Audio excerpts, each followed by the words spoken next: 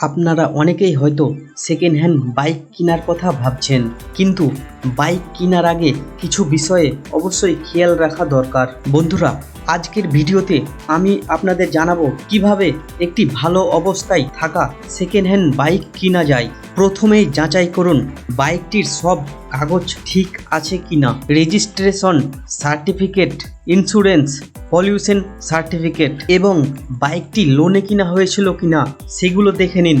তারপরে যেটা করবেন, রেজিস্ট্রেশন সার্টিফিকেটটিকে হাতে নিয়ে বাইকটির ইঞ্জিন নাম্বার, চ্যাসিস নাম্বার ভালোভাবে মিলিয়ে বাইকের সাথে বাইকের ওনার সিরিয়াল নাম্বার চেক করবেন যে কয়জন এই বাইকটিকে কিনেছে এবং রেজিস্ট্রেশন সার্টিফিকেটটি ভ্যালিড হতে হবে। তার সাথে সাথে বাইকের ইন্স্যুরেন্স যদি এক্সপায়ার হয়ে থাকে তাহলে যার কাছ থেকে বাইক কিনছেন তার কাছে একবার কনফার্ম হয়ে যান যে বাইকের ইন্স্যুরেন্স ফেল আছে, কারণ ইন্স্যুরেন্স ফেল থাকলে বাইকের নাম পরিবর্তন করা হয় না আরটিওতে।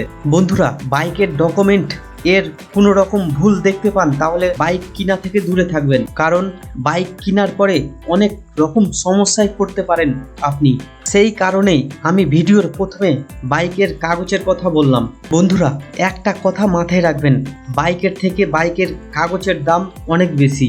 এবার আসি ভালোভাবে বাইকটিকে চেক করার ব্যাপারে। প্রথমেই যেটা করবেন, বাইকটিকে সোজাভাবে দাঁড় করিয়ে পিছন থেকে সামন দিকে দেখবেন যে বাইকের সামনের চাকা এবং পিছনের চাকা একদম সঠিকভাবে এক লাইনেই থাকতে হবে। বাইকের চ্যাসিস যদি ব্যাকা থাকে তাহলে সামনের চাকা এবং পিছনের চাকা লাইন ঠিক থাকবে না বাইকটিকে সোজাভাবে দাঁড় করালে। আর যদি চ্যাসিস বাইকটির ঠিক থাকে তাহলে বাইকটিকে সোজাভাবে দাঁড় করালে দেখতে পাবেন সামনের চাকা এবং পিছনের চাকার লাইন একদম সঠিক হবে। ঠিক এইভাবে বন্ধুরা, তারপরে যেটা করবেন, বাইকটির হেডলাইট, টেল লাইট, ব্যাক লাইট এবং বাইকটির সেলফ সঠিকভাবে কাজ করছে কিনা সেটা যাচাই করবেন 2 থেকে 3 বার করে। বন্ধুরা, এবার আসুন বাইকের ইঞ্জিনের ব্যাপারে। বাইকটির ইঞ্জিনকে স্টার্ট করে হালকা আরপিএম বাড়িয়ে লক্ষ্য করবেন যে ইঞ্জিনের ভিতর থেকে কোনো অ্যাপ নর্মাল সাউন্ড আসছে কিনা সেটাকে ভালোভাবে লক্ষ্য করবেন কিছুক্ষণ সময় ধরে, এবং ইঞ্জিনের আরপিএম বাড়িয়ে সাইলেন্সারের দিকে লক্ষ্য করবেন যে সাইলেন্সারের ভিতর থেকে কোনো রকম সাদা কিংবা কালো ধোঁয়া আসছে কিনা। কোনো রকম যদি ইঞ্জিনের সাইলেন্সারের ভিতর থেকে ধোঁয়া বের হয় তাহলে ভাববেন এই ইঞ্জিনে অনেক টাকা খরচা আছে। এই ধরনের ধোঁয়া বের হওয়া গাড়ি কেনার আগেও ভাববেন। বন্ধুরা, বাইকটির ইঞ্জিন চেক হয়ে যাওয়ার পরে বাইকটিকে 5 কিলোমিটার মতো রাইড করুন, ভালো এবং খারাপ রাস্তা মিলিয়ে। বাইকটি চালানোর সময় কমফর্ট এবং হ্যান্ডেলিং কেমন লাগছে সেটা দেখুন।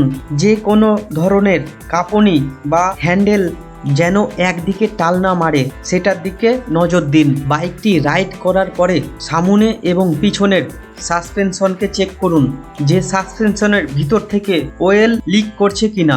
ভালোভাবে হাত দিয়ে সেগুলো চেক করুন। প্লাস দুটোই টায়ারকে ভালোভাবে চেক করুন যে টায়ারগুলো ভালো আছে না এদের বিটগুলো সম্পূর্ণ শেষ হয়ে গেছে। সব কিছু ঠিক থাকলে এবার দাম নিয়ে আলোচনা করুন। বাজারের মূল্য যাচাই করে বাইকটির সঠিক দাম নির্ধারণ করুন। বন্ধুরা, এইভাবে আপনি একটি ভালো সেকেন্ড হ্যান্ড বাইক কিনতে পারবেন সাবধানতা অবলম্বন করে।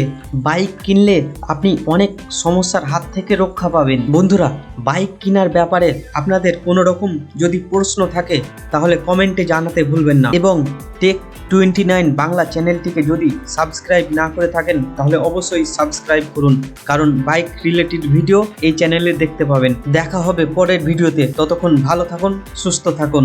ধন্যবাদ।